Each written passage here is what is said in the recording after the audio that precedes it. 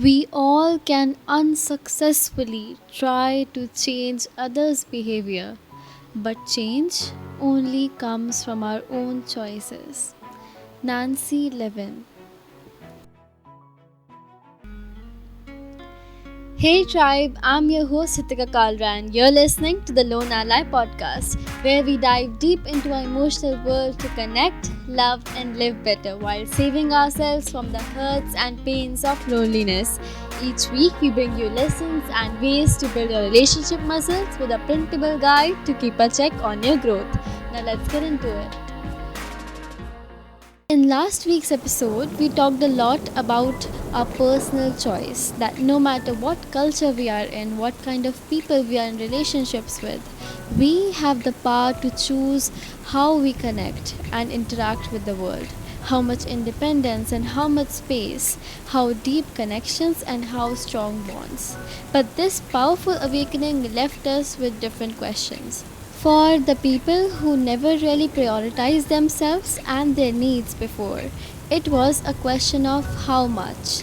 How much space is good, how much independence and interdependence is right for a liquid culture.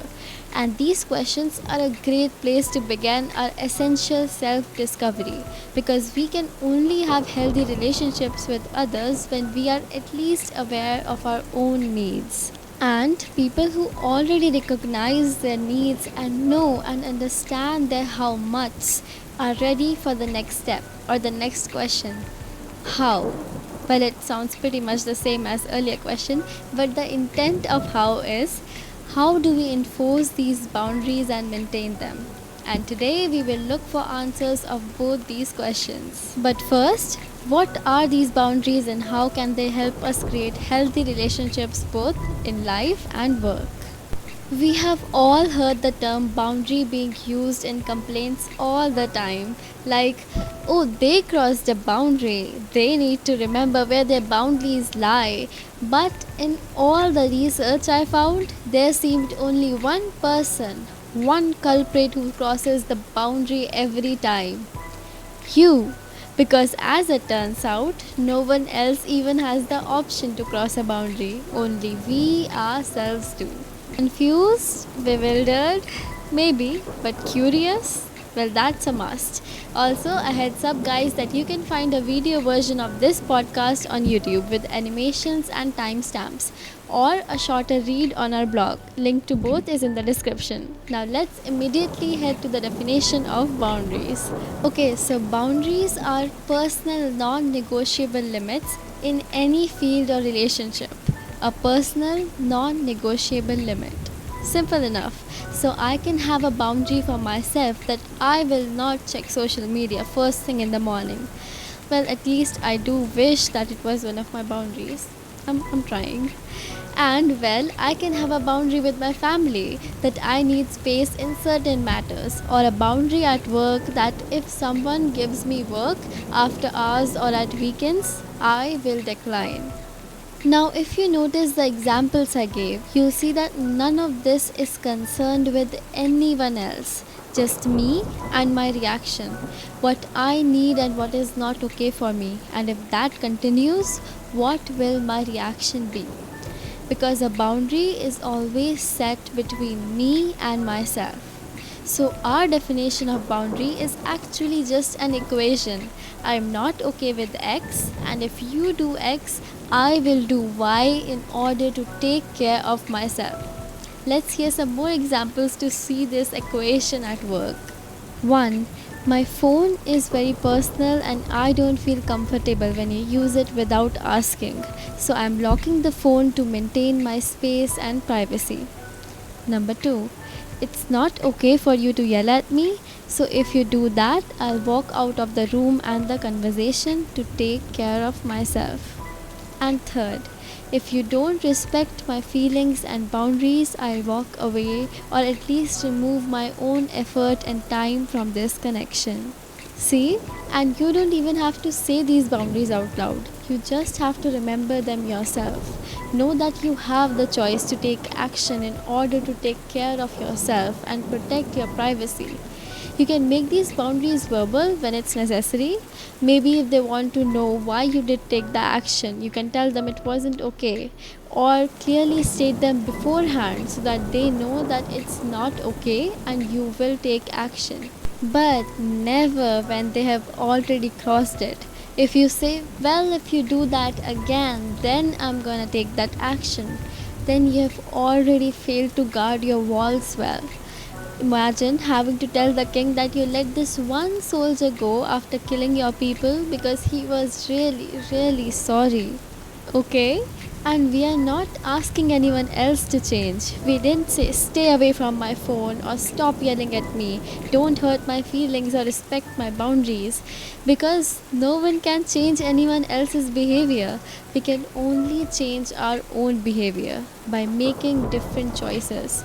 Behavior can only be influenced by others, but choice to change is only and only ours. So, no matter what action others do, it's up to us to present clearly to the world that what is okay and not okay for us, and take good care of ourselves.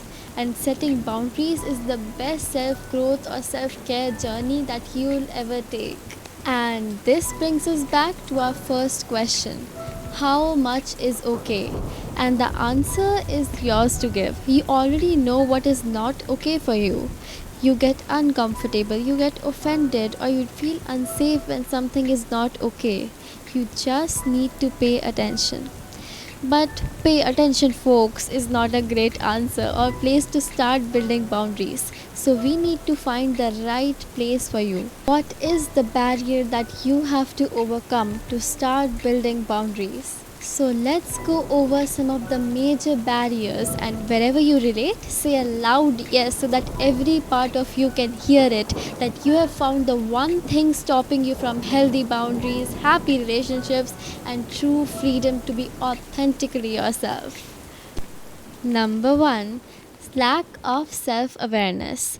We can sometimes become so aloof and out of touch with our own needs and wants that we don't realize that something is not okay for us, either because our work or hurried pace of life, just going along with what comes at us, not checking in with ourselves. Like, hey, will you do this for me? I got a busy day.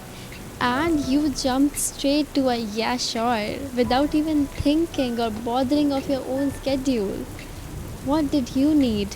You didn't even try to listen to your own needs and wants. So, if you do feel a little out of touch, here's what you need to start doing: create a pause. In your everyday instances and conversations, learn to take a pause. If someone asks you to do a work, a pause before answering. Take a pause, ask yourself, do I want to do this? Do I feel okay if they do this? You don't have to give an answer yes or no right away. Just use sentences like, I will have to get back to you on that. I will let you know later. I need to check my schedule and then I'll tell you. See? So simple. Just like Viktor Frankl says, between stimulus and a response, there's a space. In that space is our power to choose our response, and in our response lies our growth and our freedom. So get your freedom back with a pause, because we have to find our no in order to free our yes. And the second thing we need to begin doing is add to your calendar. Find one day in a week where you can set aside an hour to write down and make a list of things that made you uncomfortable throughout the week. Also, write down what is not okay for you in a relationship with a partner, friends, and family, or something that is a must, that a relationship must have. This is a great exercise to get to know your own beliefs and values better. It grounds you, makes you more present, confident, and authentic. So, learn to pause to get your freedom back and become self aware by a weekly check in. Alright, now we are ready to head to the second barrier in building boundaries: lack of self worth.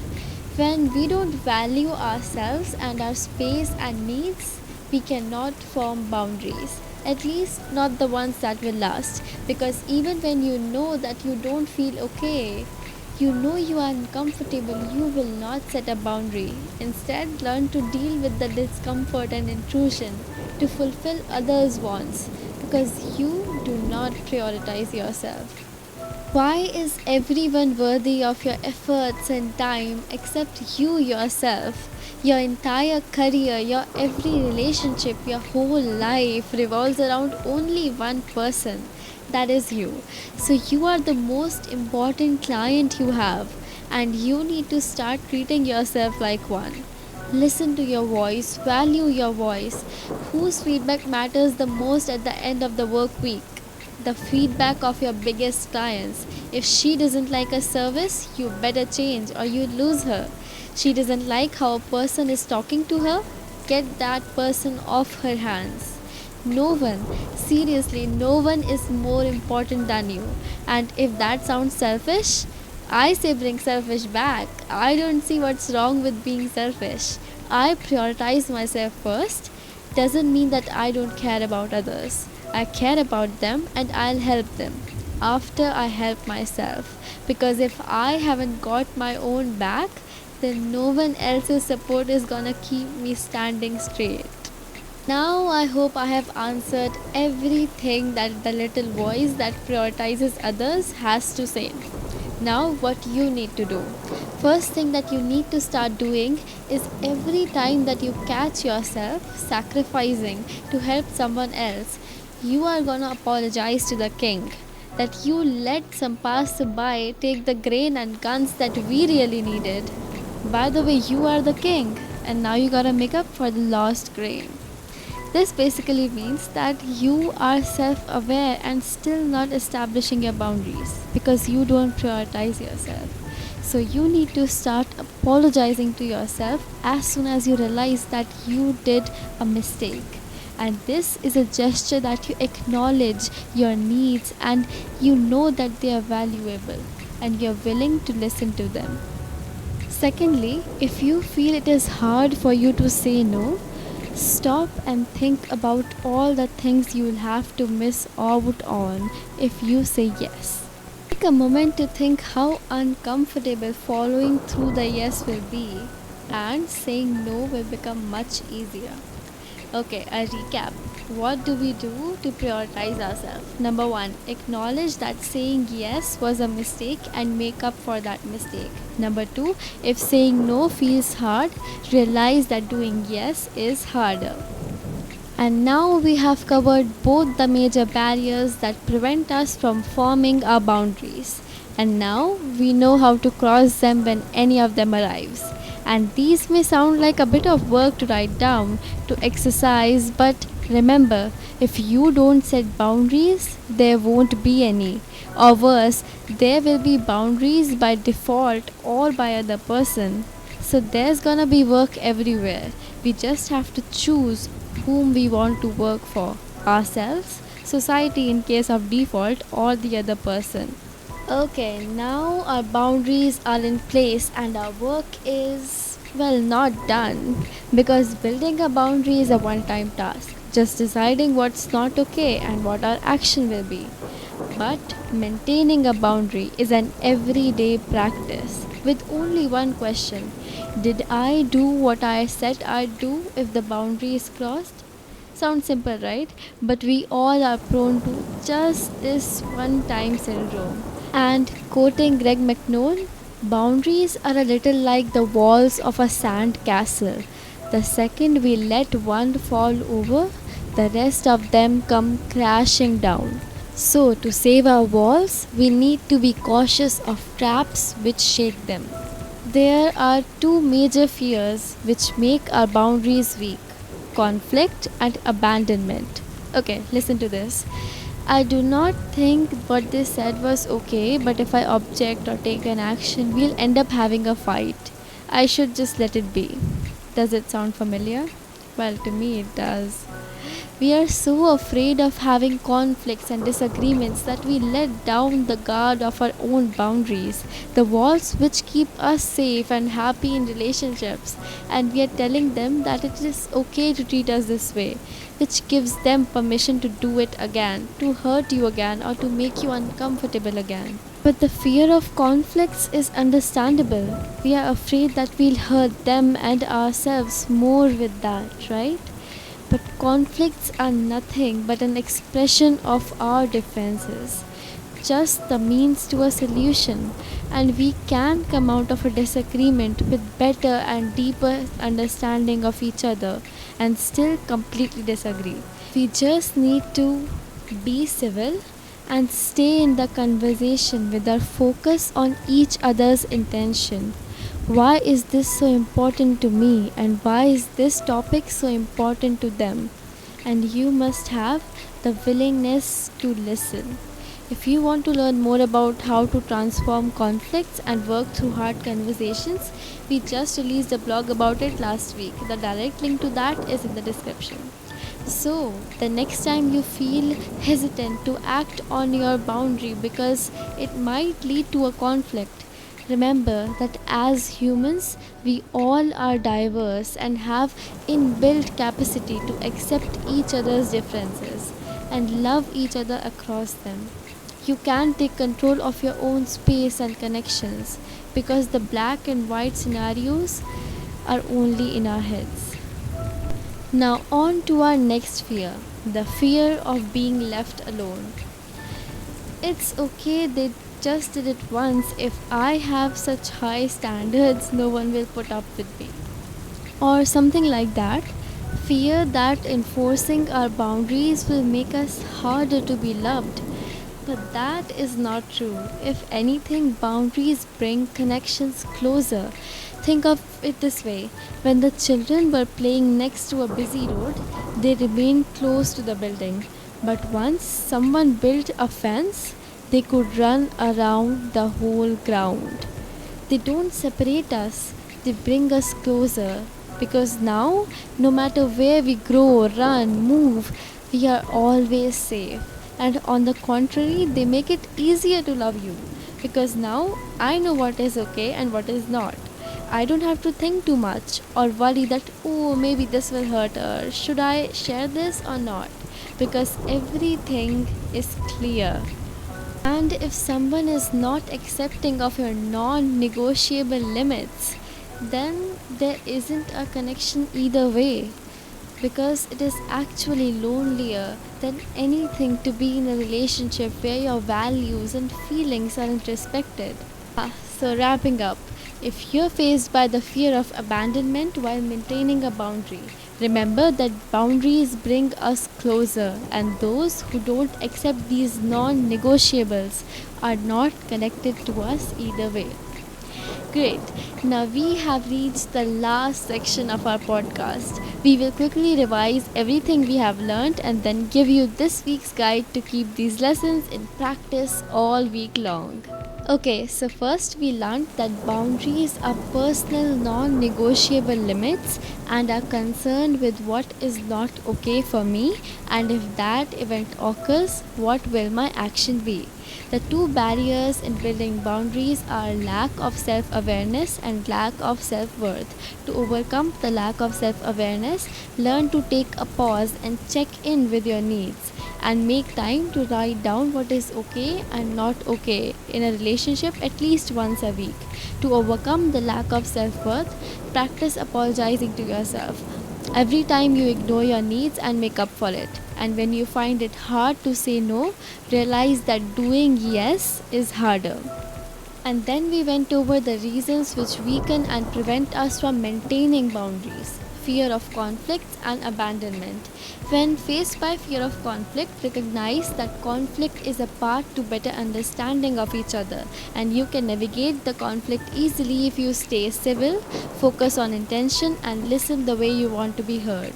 Or if you are feared that you will be left alone because of boundaries, remember that boundaries give us freedom to explore and bring us closer, and those who don't respect them are not connected to us either way. You're doing so great, and now it's time for hands-on active learning. This week's guide includes 3 parts. Number 1, Know Thyself. The first section of the guide includes blocks with titles of some major relationships in your life. In those blocks, you'll fill up 2 non-negotiables, one must do and one definite no-go of that particular relationship. This way, you'll become more self aware, and once you start noticing how confident and free you feel after setting those 2 extreme boundaries, you'd yourself want to make it safer for you and build more accurate boundaries. Just like Sheldon from Big Bang Theory. His social contracts were a little too weirdly detailed, sure, but they made complex relationships so much easier. Now, the second part, weighing your yes. The second part will help you weigh if saying yes is the right choice or not. The guide has 3 questions that you need to ask yourself, and if the answer of any of that question is no, then say a no. And I will keep those 3 essential questions secret from you so that you go and access that guide and practice it hands on. It's completely free. You just have to click on the link in description and fill up your guide either on device or print it. Now, the third. This part has additional tips for conflict transformation and getting through those hard conversations so that your walls weather any storms with confidence, and you will feel much more prepared when you know how to navigate the conflict. So go get your hands on that guide. It's the first link in the description. You just have to fill out your email address and Lone Ally Guide will be delivered right into your inbox. Thank you so much for listening. Subscribe to our weekly newsletter to build your relationship muscles, or follow us on Instagram at thelone.ally. Our blog comes out every Friday and podcast every other Tuesday. So subscribe and stay tuned.